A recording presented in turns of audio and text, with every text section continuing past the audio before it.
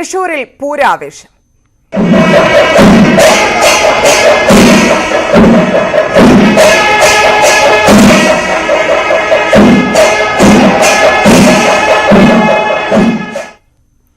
തൃശൂർ പൂരത്തിന്റെ സാമ്പിൾ വെടിക്കെട്ട് നടന്നു. ആദ്യം തിരുവമ്പാടി വിഭാഗമാണ് കമ്പക്കെട്ടിന് തിരികൊളുത്തിയത്. 20 മിനിറ്റുകൾക്ക് ശേഷം പാറമേക്കാവിന്റെ വെടിക്കെട്ട് നടന്നു.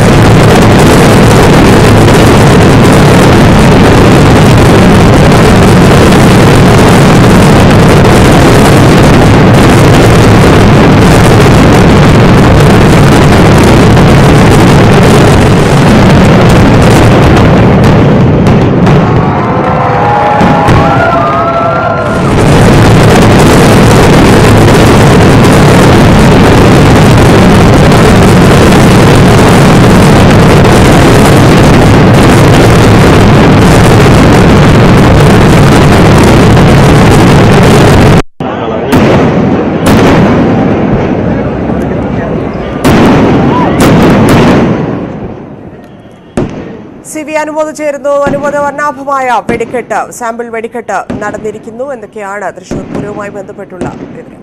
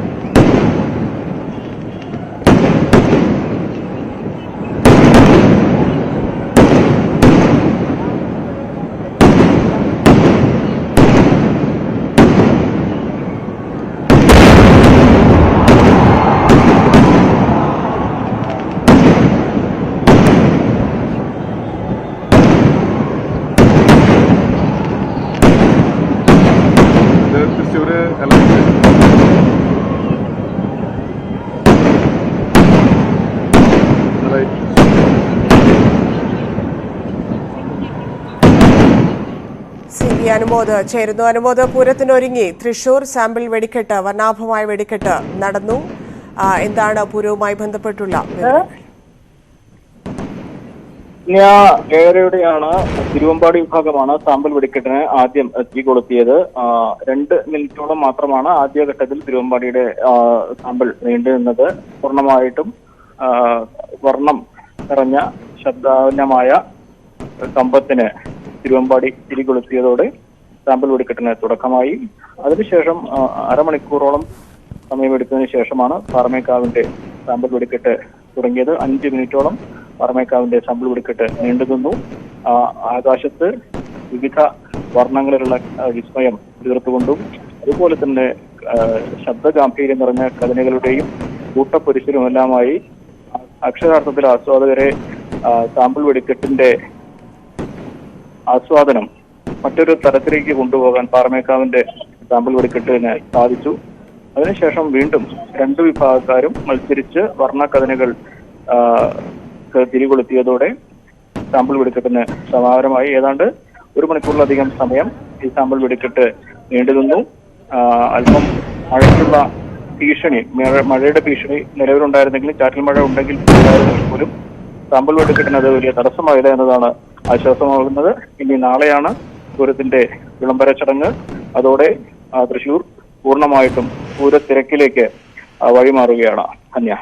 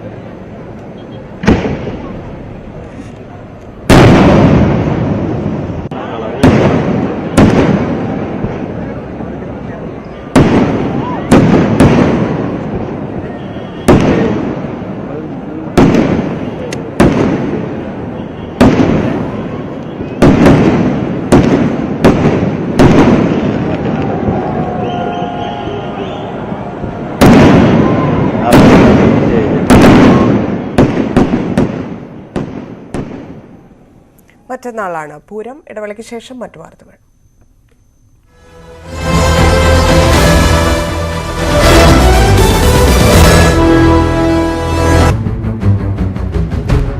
നീണ്ടുനിന്ന വലിയ ശ്രമമായിരുന്നു നടത്തിക്കൊണ്ടിരുന്നത്. പക്ഷെ അതിനൊടുവിലും ഈ അരിക്കൊമ്പനെ കണ്ടെത്താൻ കഴിഞ്ഞില്ല എന്നുള്ളതാണ് ഏറ്റവും ഒടുവിൽ ഈ ദിവസത്തിന്റെ ഏറ്റവും അവസാനം അവർ നൽകുന്ന വിവരം. എന്തായാലും ഇന്നത്തെ ദൌത്യം അവസാനിച്ചിരിക്കുകയാണ്. നാളെ ദൌത്യം തുടരും. പ്രധാനപ്പെട്ടത് നാളെയും നിരോധനാജ്ഞ ഇന്നലത്തെ പോലെ തന്നെ തുടരും. ചാന്തമ്പാറ പഞ്ചായത്തിലെ 3 വാർഡുകളും ഒപ്പം തന്നെ ഇപ്പോൾ ഉള്ള ചിന്നക്കനാൽ വാർഡിലും ചിന്നക്കനാൽ പഞ്ചായത്തിലും നിരോധനാജ്ഞ തുടരും. അതേപോലെ തന്നെ മറ്റന്നാളും നാളെ വിജയിച്ചില്ല എങ്കിൽ മറ്റന്നാളും നിരോധനാജ്ഞയ്ക്കുള്ള സാധ്യതയാണ് ഫോറസ്റ്റ് അധികൃതർ ചൂണ്ടിക്കാണിക്കുന്നത്. അവർ റവന്യൂ വകുപ്പിനോട് ഇക്കാര്യം ആവശ്യപ്പെട്ടിട്ടുണ്ട്. എന്തായാലും നിലവിൽ ആദ്യ ദിവസത്തെ അരിക്കൊമ്പൻ ദൌത്യം വിജയിക്കാതെ അവസാനിച്ചിരിക്കുകയാണ്. ധന്യ. ശരി, ഇതിപ്പോ വലിയ ദൌത്യമാണ്. വെല്ലുവിളികൾ നേരിടുമെന്നാണ് ഡോക്ടർ അരുൺ സക്കറിയ പറഞ്ഞിരിക്കുന്നത്. ഏത് ഭാഗത്തേക്ക് മാറ്റും എന്ന കാര്യങ്ങളിൽ കൂടി വ്യക്തത വരാനുണ്ട്. ഇപ്പോൾ അത് പറയില്ലെന്ന് മന്ത്രിയും നേരത്തെ തന്നെ പറഞ്ഞിട്ടുണ്ട്. അത്തരത്തിലുള്ള സൂചനകൾ ലഭ്യമാണോ? കൃത്യമായിട്ടൊരു സമയം പറയാനാകില്ലെങ്കിൽ കൂടി വരും ദിവസങ്ങളിൽ എന്ന് വെച്ചാൽ നാളെ തന്നെ പിടികൂടാനുള്ള സാധ്യതയാണോ ഈ സംഘം കാണുന്നത്?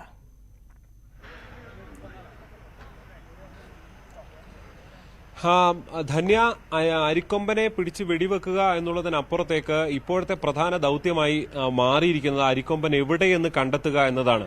ഇന്ന് ഒരു പകൽ മുഴുവൻ, ഇന്നലെ വരെ ഇവിടെ ഉണ്ടായിരുന്ന അരിക്കൊമ്പൻ ഇന്ന് എവിടെ എന്ന ചോദ്യം ഇത്ര അധികം സംഘാംഗങ്ങൾ ചേർന്ന് നടത്തിയ തെരച്ചിലും കണ്ടെത്താനായിട്ടില്ല എന്നുള്ളത് വനംവകുപ്പിന് മുന്നിൽ ഒരു വലിയ ആശങ്കയായി നിൽക്കുകയാണ്. അവർക്കൊരു വലിയ വെല്ലുവിളിയായി തന്നെ നിൽക്കുകയാണ്. അതുകൊണ്ട് തന്നെ ആദ്യം അരിക്കൊമ്പനെ കണ്ടെത്തുക, അതിനുവേണ്ടിയുള്ള ശ്രമമായിരിക്കും ഉണ്ടാകുക. അതിനുശേഷം കണ്ടെത്തിയാൽ അതാത് സ്ഥലത്തേക്ക് പോയി ലൊക്കേറ്റ് ചെയ്ത് അവിടേക്ക് ദൌത്യം നിർവഹിക്കുക. ഈ കണ്ടെത്തുന്നത് ഉള്ളിലേക്കുള്ള സ്ഥലമാണ്, റോഡ് വണ്ടി വാഹനമൊന്നും എത്താത്ത സ്ഥലത്താണെങ്കിൽ അതും വലിയ പ്രതിസന്ധിയാവും അല്ലേ? കാരണം അവിടുന്ന് അരിക്കൊമ്പനെ മാറ്റാനുള്ള ഒരു മാറ്റുന്നതിലുള്ള ബുദ്ധിമുട്ട് കാരണം അരിക്കൊമ്പൻ മാറിയാൽ മാത്രമല്ലേ പിന്നെ വെടിവെക്കാനാവുള്ളൂ?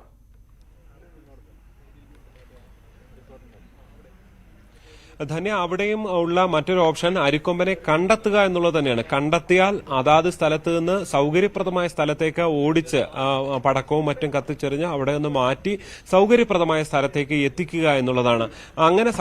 അങ്ങനെ ആനകളെ ചില സ്ഥലങ്ങളിൽ നിന്ന് ഒഴിപ്പിക്കാറും ഒക്കെയുണ്ട്.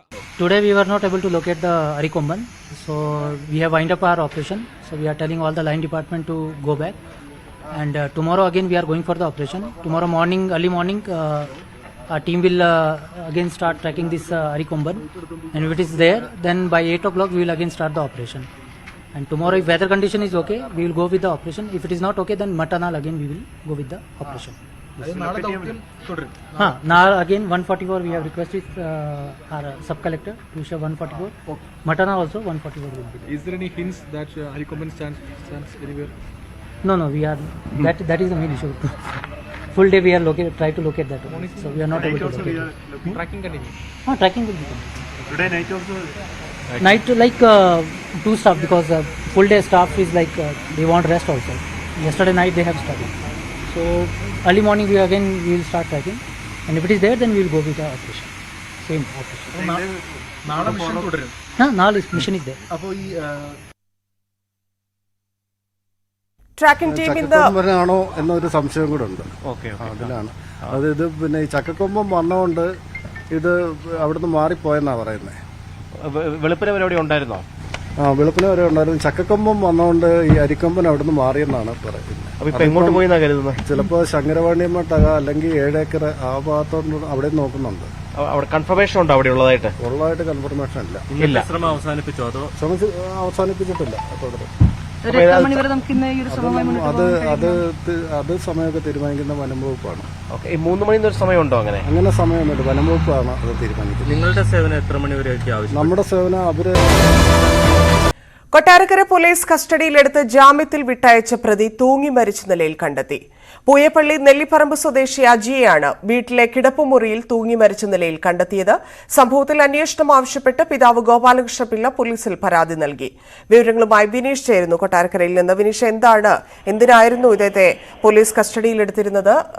പിന്നീട് എന്താണ് സംഭവിച്ചത്? ധന്യ, കഴിഞ്ഞ ദിവസമാണ് സംഭവം ഉണ്ടായത്. ഇന്നാണ് അജി തൂങ്ങി മരിച്ച നിലയിൽ കണ്ടെത്തിയത്.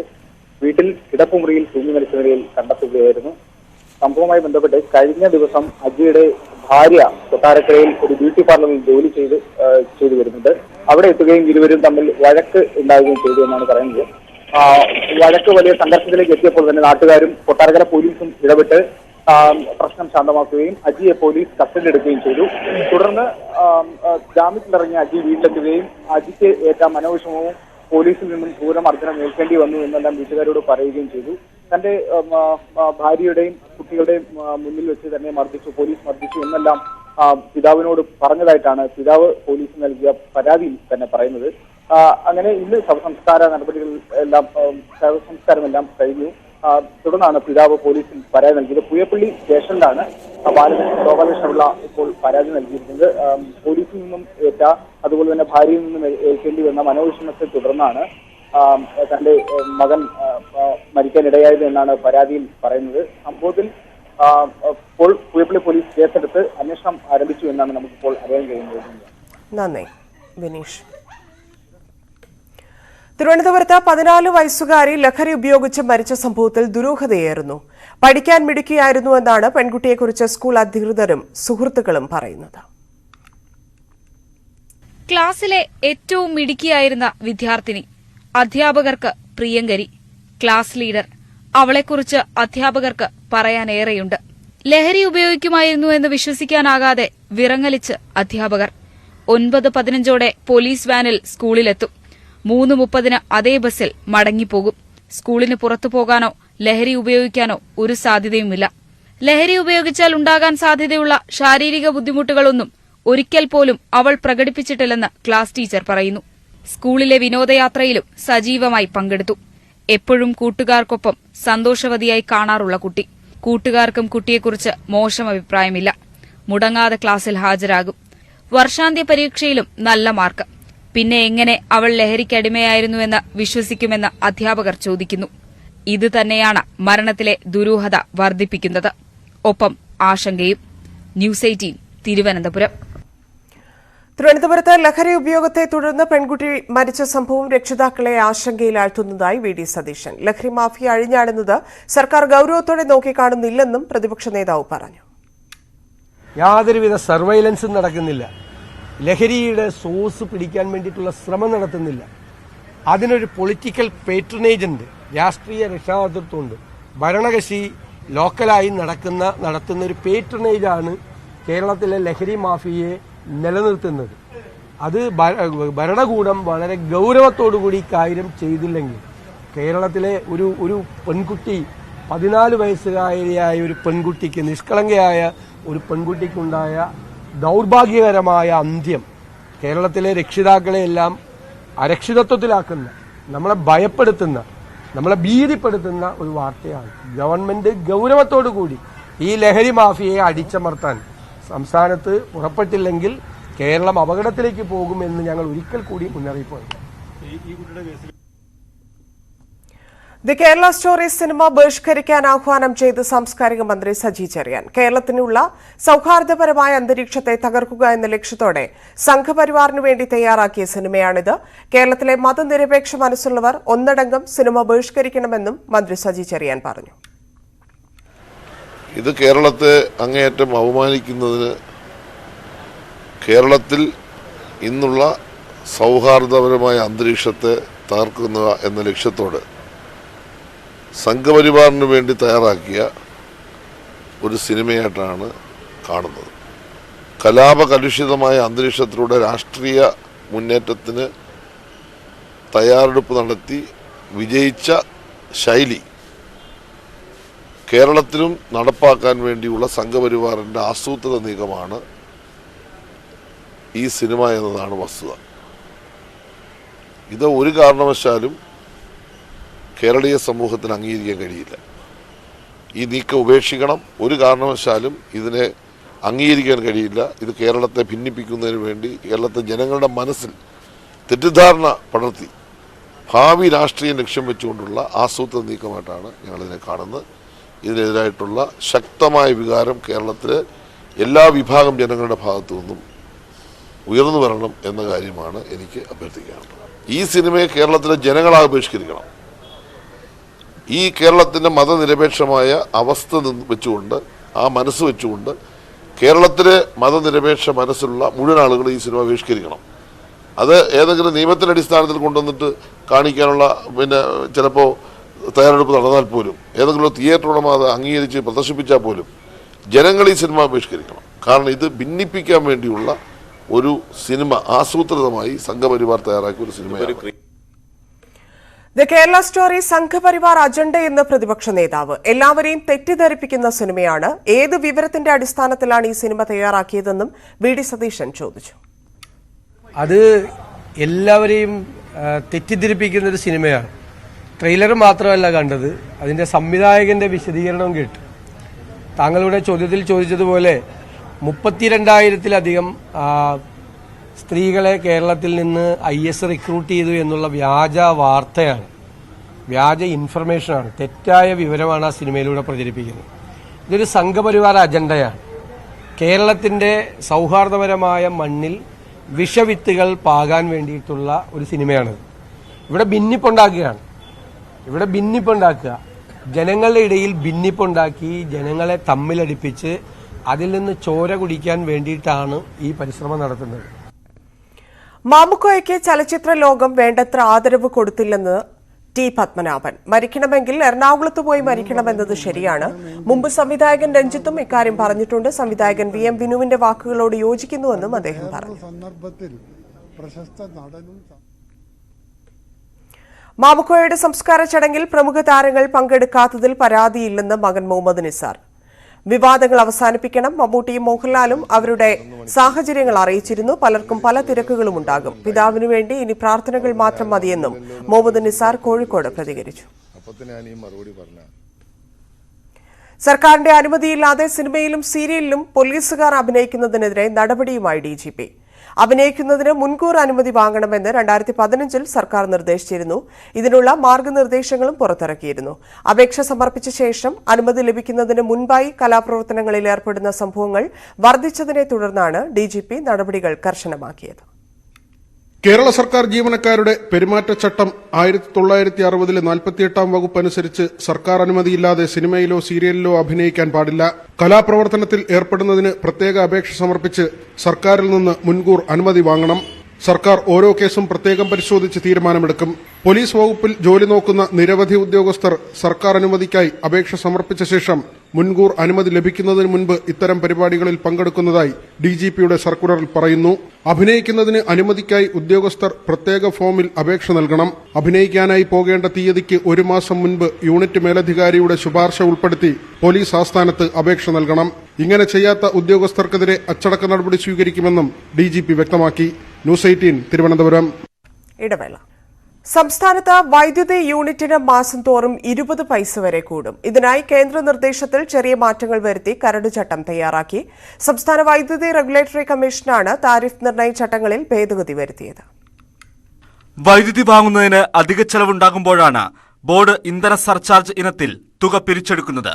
എന്നാൽ ഇനി മുതൽ റെഗുലേറ്ററി കമ്മീഷന്റെ അനുമതി ഇല്ലാതെ തന്നെ KSEBക്ക് ഓരോ മാസവും ഉപയോക്താക്കളിൽ നിന്ന് സർചാർജ് പിരിക്കാം. യൂണിറ്റിന് പരമാവധി 20 പൈസയാണ് പിരിക്കുന്നത്. 6 മാസം കൊണ്ട് സർചാർജ് തുക പൂർണ്ണമായും പിരിച്ചെടുക്കാൻ സാധിക്കുന്നില്ലെങ്കിൽ റെഗുലേറ്ററി കമ്മീഷനെ സമീപിക്കണം. തുടർന്ന് എന്തു വേണമെന്ന് കമ്മീഷൻ തീരുമാനിക്കും. ഇതിന് നിയമസാധുത നൽകുന്ന കരട് ചട്ടങ്ങൾ റെഗുലേറ്ററി കമ്മീഷൻ പ്രസിദ്ധീകരിച്ചു. പുതിയ പരിഷ്കാരം ജൂണിൽ നിലവിൽ വരും.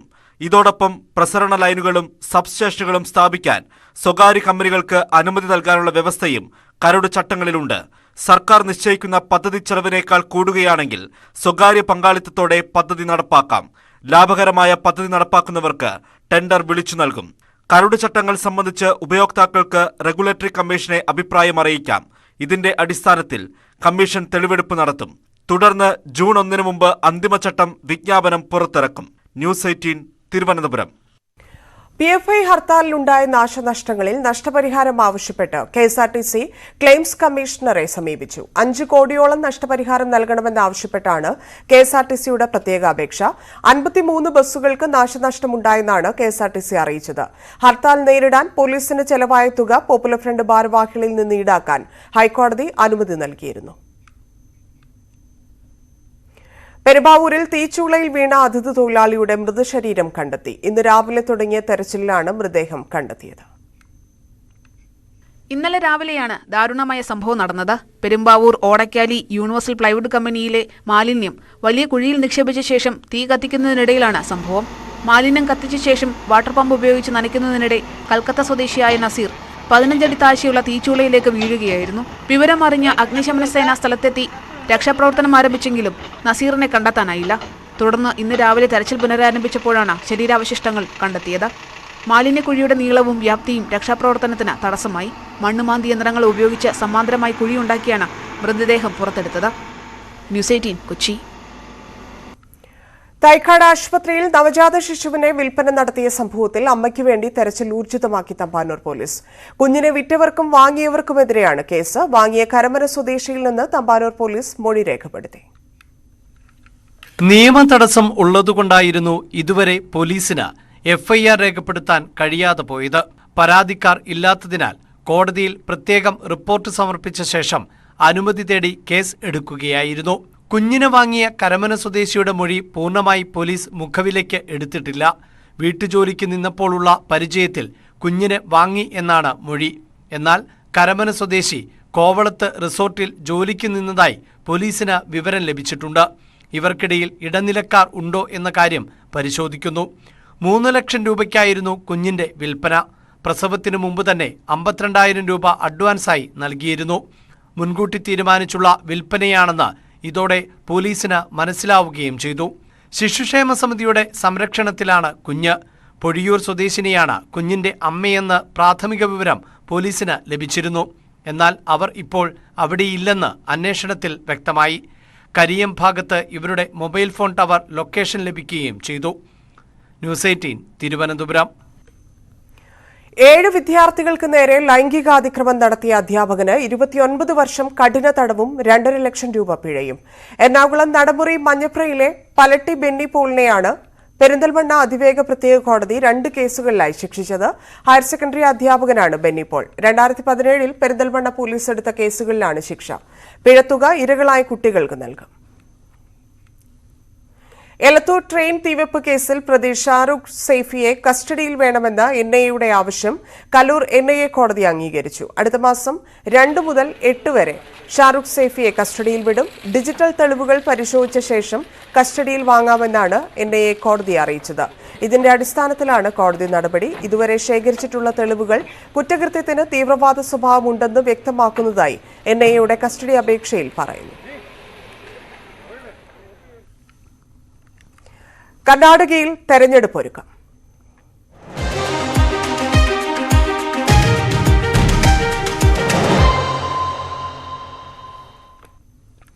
കർണാടകയിൽ ബിജെപി സർക്കാർ വീണ്ടും അധികാരത്തിൽ വരുമെന്ന് ഗോവ മുഖ്യമന്ത്രി പ്രമോദ് സാവന്ത്. തോൽവി ഉറപ്പിച്ചതുകൊണ്ടാണ് കോൺഗ്രസ് പ്രധാനമന്ത്രിയെ ആക്ഷേപിക്കുന്നത്. ഗോവയിലും നോർത്ത് ഈസ്റ്റിലും ന്യൂനപക്ഷങ്ങളുടെ പിന്തുണയോടെയാണ് ബിജെപി സർക്കാർ രൂപീകരിച്ചത്. കേരളത്തിലും ഭാവിയിൽ സർക്കാർ രൂപീകരിക്കുമെന്നും അദ്ദേഹം പറഞ്ഞു. Always the Congress leaders are making these type of statements and personalized by Honorable Prime Minister Narendra Modi ji.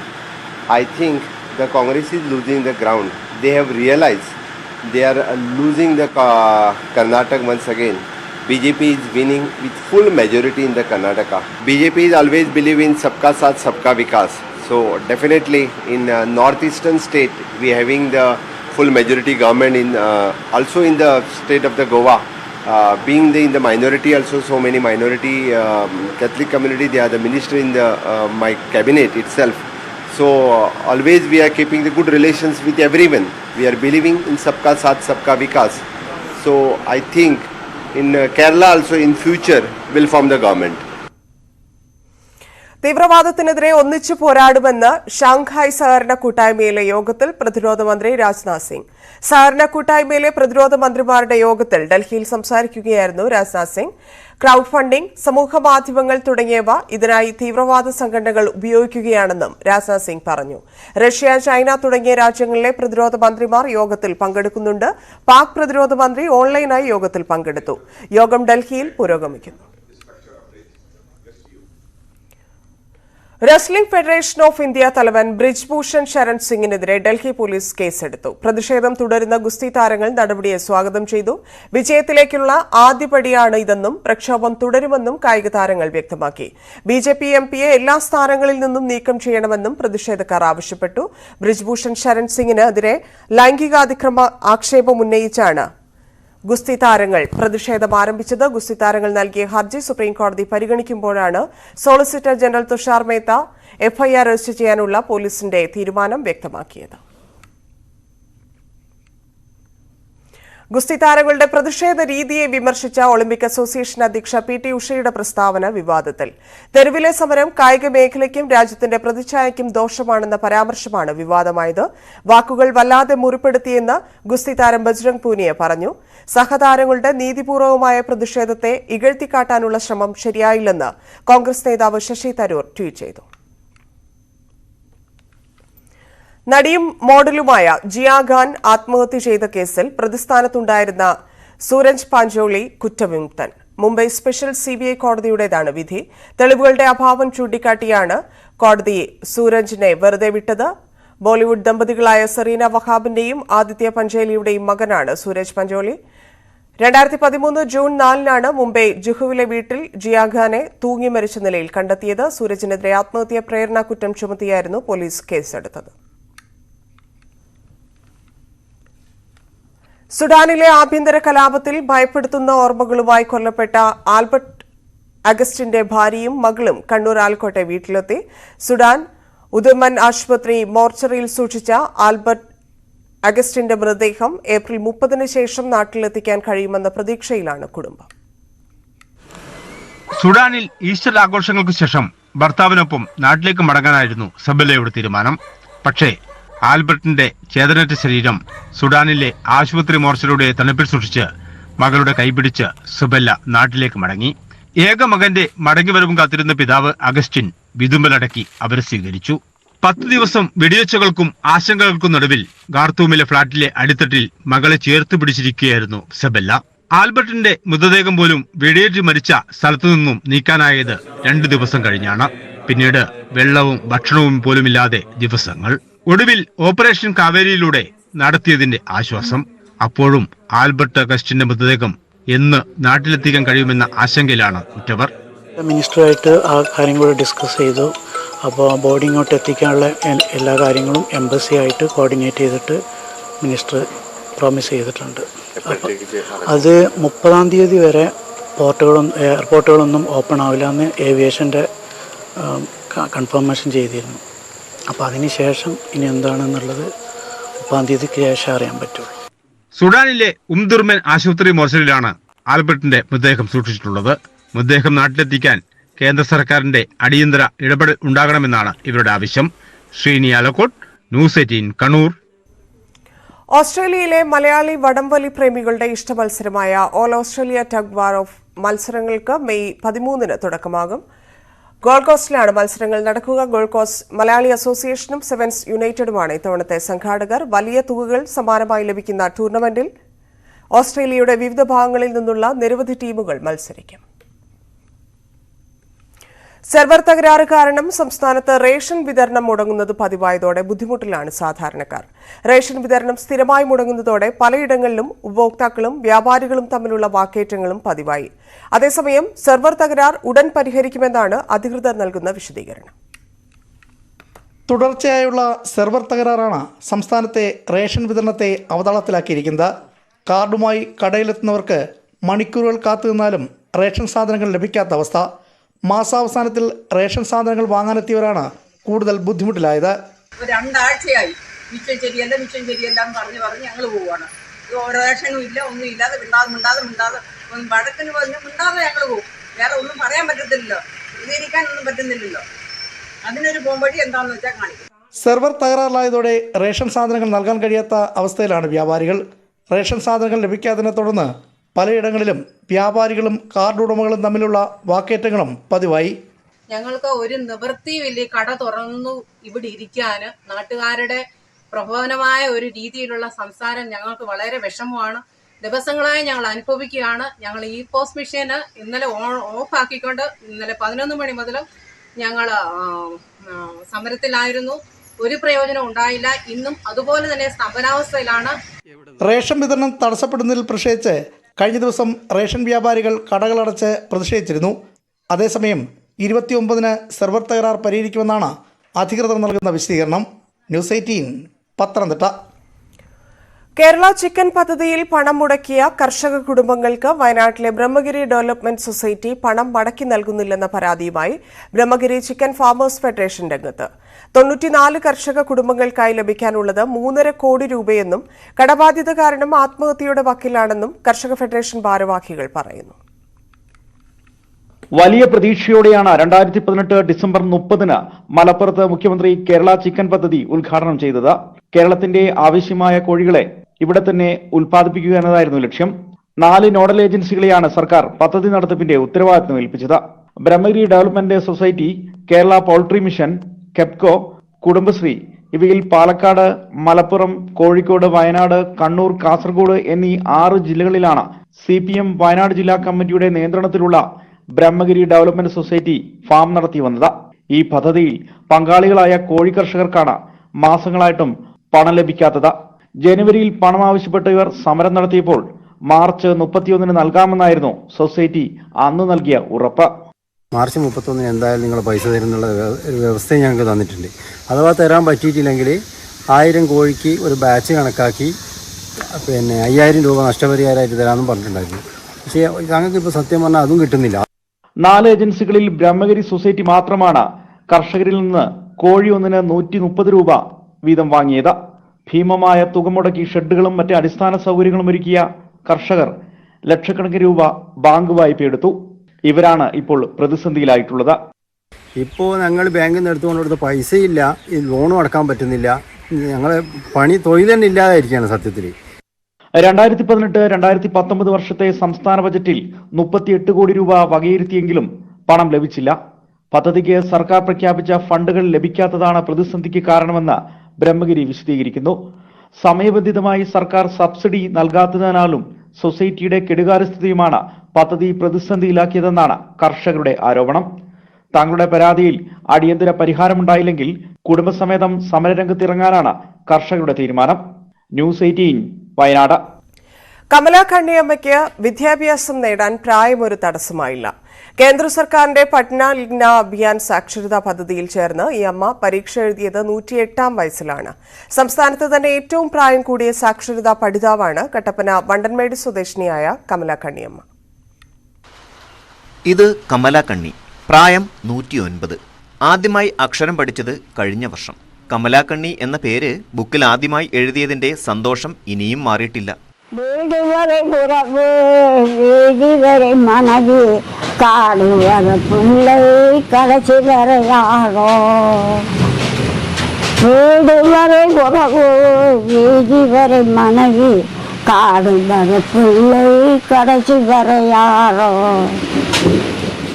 Tamil Nadu കമ്പം സ്വദേശികളായ കമലാക്കണ്ണിയുടെ കുടുംബം ഇടുക്കിയിലേക്ക് കുടിയേറിയിട്ട് 1 നൂറ്റാണ്ടാകുന്നു. ഏലത്തോട്ടത്തിൽ പണി തേടി എത്തിയവർ പിന്നീട് ഇവിടെ സ്ഥിരതാമസമാക്കി. പഴയ ഓർമ്മകൾ കമലാക്കണ്ണിയുടെ മനസ്സിൽ നിറഞ്ഞു നിൽക്കുന്നു. കഴിഞ്ഞ വർഷമാണ് സാക്ഷരതാ പ്രവർത്തകർ വണ്ടൻമേട് ഇഞ്ചപ്പടപ്പിലെത്തി സാക്ഷരതാ പദ്ധതിയെക്കുറിച്ച് പറഞ്ഞത്. കേട്ടയുടൻ അക്ഷരം പഠിക്കാൻ കമലാക്കണ്ണിയമ്മ തയ്യാറായി. ക്ലാസ്സിലെ ഏറ്റവും മികച്ച വിദ്യാർത്ഥിനിയും കമലാക്കണ്ണിയായിരുന്നുവെന്ന് സാക്ഷരതാ പ്രവർത്തകർ പറയുന്നു. പഠനം തുടങ്ങിയപ്പോൾ മുതൽ അമ്മയുടെ കയ്യിൽ ഒരു ബുക്കും പേനയുമുണ്ട്. എപ്പോൾ വേണമെങ്കിലും എഴുതാൻ തയ്യാർ. കമലാക്കണ്ണി എന്ന് മലയാളത്തിലും തമിഴിലും മാറി മാറി എഴുതും. വയസ്സ് 109 ആയെങ്കിലും രോഗങ്ങൾ ഒന്നുമില്ല. ചെറുപ്പത്തിൽ കാട്ടുകിഴങ്ങുകളും പച്ചച്ചീരയും ഒക്കെയായിരുന്നു ഭക്ഷണം. അതാണ് തന്റെ ആരോഗ്യത്തിന്റെ രഹസ്യമെന്ന് കമലാക്കണ്ണി പറയുന്നു. 4ാം തലമുറയിലെ പേരക്കുട്ടികൾക്കൊപ്പമാണ് വണ്ടൻമേട്ടിൽ താമസം. കമലാക്കണ്ണി അമ്മയുടെ നേട്ടത്തിൽ കുടുംബവും ഏറെ സന്തോഷത്തിലാണ്. അറിവ് നേടാൻ ആഗ്രഹമുണ്ടെങ്കിൽ പ്രായം ഒരു തടസ്സമാകില്ല. അത് സ്വന്തം ജീവിതത്തിലൂടെ തെളിയിക്കുകയാണ് കമലാക്കണ്ണിയമ്മ. ന്യൂസ് 18 ഇടുക്കി. വാർത്തകൾ വിശദമായി പൂർണ്ണമാവുന്നു. നമസ്കാരം.